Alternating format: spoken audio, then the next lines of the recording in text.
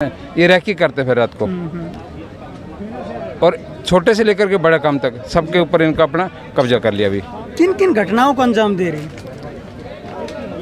Love जिहाद है, ज़मीन जिहाद है, व्यापार जिहाद है, जहाँ इनके पैर पसरते हैं वो सारा काम करते हैं। ये 12 तो पटौदी से हैं, ऐसे करके 25 लड़कियां हैं जो जा चुकी हैं। और क्या बताऊं कि इनकी क्या क्या घटनाएं हैं। बड़ा इन्होंने तो 3 बच्चे हमारे पटौदी के जो छोटे छोटे थे वो उठाए। जो लव जिहाद है उसमें टोटल पैसे का लेन देन से ही काम होता है, और ये टारगेट करके, ये स्कूल है हमारा, इसके पास ये बच्चे खड़े होते हैं और हाथ पे कड़ावा बांध लेते हैं। इनको कई बार पुलिस के द्वारा पकड़वाया गया है। मतलब पहचान छुपाते हैं, हाथ पे कलावा बांधते हैं या टीका लगाते हैं, इस प्रकार की चीजें करते हैं यहाँ पे। बिल्कुल। और फिर जो हिंदू बच्ची हैं उनको फंसाने की कोशिश करते हैं।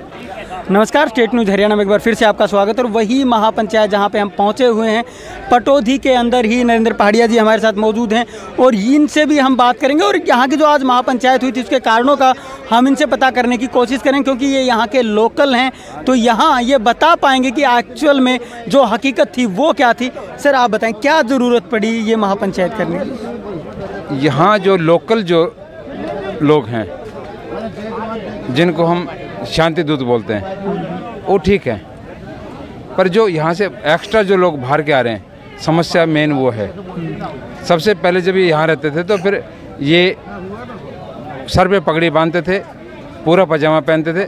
जब बाहर के लोग आए तो इन्होंने इनको समझाया कि अब ये टोपी और बुर्का पहनने लगे, ये बड़ी समस्या है। और टोपी बुर्के की समस्या नहीं है, इन लोगों ने फिर बाद जो बाहर के लोग आए उन्होंने फिर सब धीरे धीरे एक अतिक्रमण शुरू किया और अधिकार पूर्वक गांव में घुसे और गांव वालों को अपने बैंका सटका के जो भी अपने करते हैं उनके अपने, और इन्होंने फिर ये रैकी करते फिर रात को,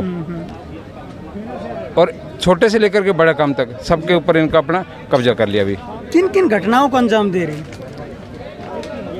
लव जिहाद है, ज़मीन जिहाद है, व्यापार जिहाद है, जहाँ इनके पैर पसरते हैं वो सारा काम करते हैं ये जी। तो क्या यहाँ पे जो आसपास में अपनी बहन बेटियाँ हैं उनके साथ भी कोई दुर्व्यवहार करने की कोशिश की जाती? 12 तो पटौदी से हैं, ऐसे करके 25 लड़कियां हैं जो जा चुकी हैं।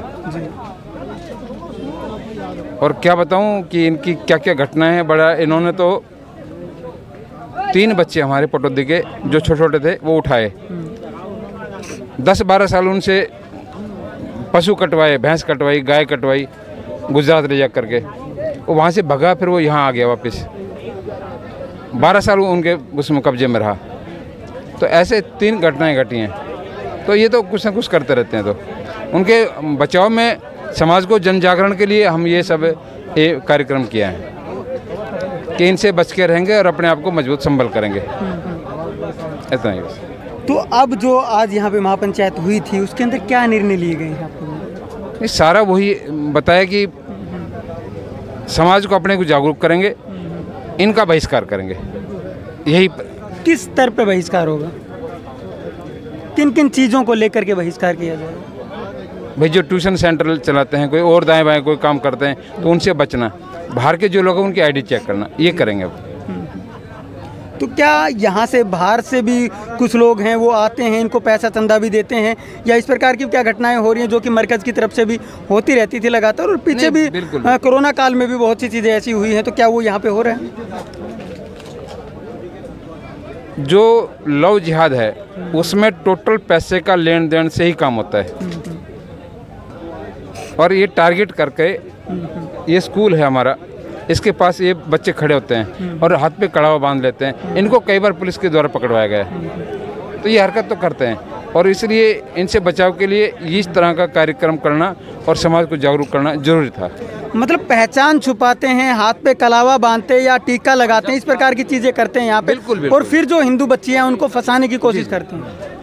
इनका ये तरीका यही है, घरों में एक बार घर में जाना बन जाए, उसके बाद फिर ये भगा ले जाएंगे। हाँ, पहले हिंदू बनते हैं, उसके बाद फिर ये अपने करते हैं।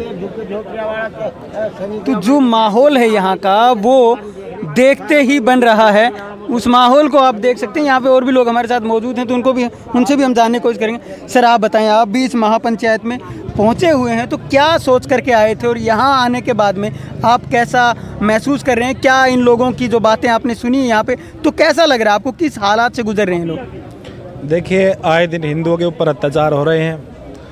ये पटौदी क्षेत्र लगा लो या मेवात मुस्लिम बहुल इलाका है, वहाँ पर भी आए दिन हिंदुओं की बहन बेटियों के साथ अत्याचार हो रहे हैं। ज़मीन जिहाद हो रहा है, हिंदुओं की ज़मीनों पे कब्जा किया जा रहा है, मंदिरों को तोड़ करके मज़ारें बनाई जा रही हैं। आए दिन हम नए नए केस अखबारों में भी देख रहे हैं। राजस्थान के अलवर क्षेत्र में भी यही हाल है।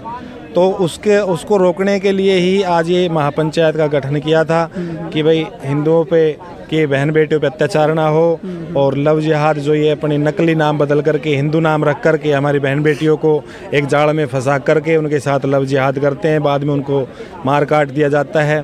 उनसे सावधान करने के लिए और हिंदुओं को जागरूक करने के लिए इसी मैटर में इस पंचायत का गठन किया था, और इससे कुछ समाधान निकलेगा, इसके हम आशा करते हैं। कैसे जागरूक करेंगे हिंदू समाज को? क्या बताएंगे कि वो क्या करें?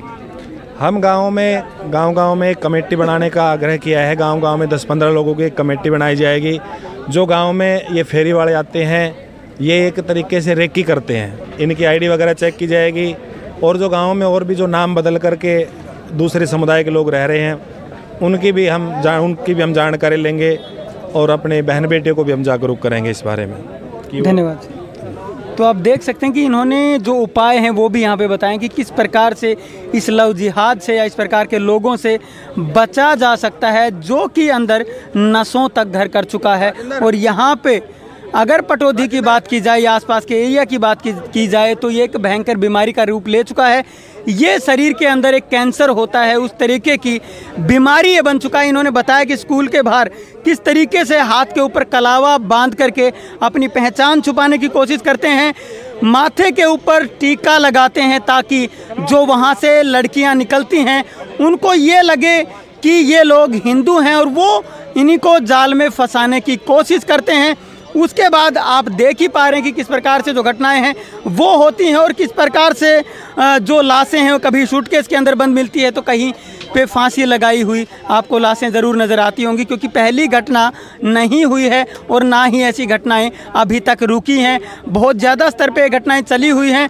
अब इनको रोकना है, तो इन सभी के जो विचार हैं वो आप लोग सुन चुके होंगे, किस प्रकार के इन लोगों के विचार हैं। और ये बता रहे हैं कि गांव में आने जाने वाले हर व्यक्ति की जो आईडी है वो चेक होनी चाहिए, और उसके साथ साथ आपको पता होना चाहिए कि कौन आपके गांव के अंदर आता है, कौन जाता है।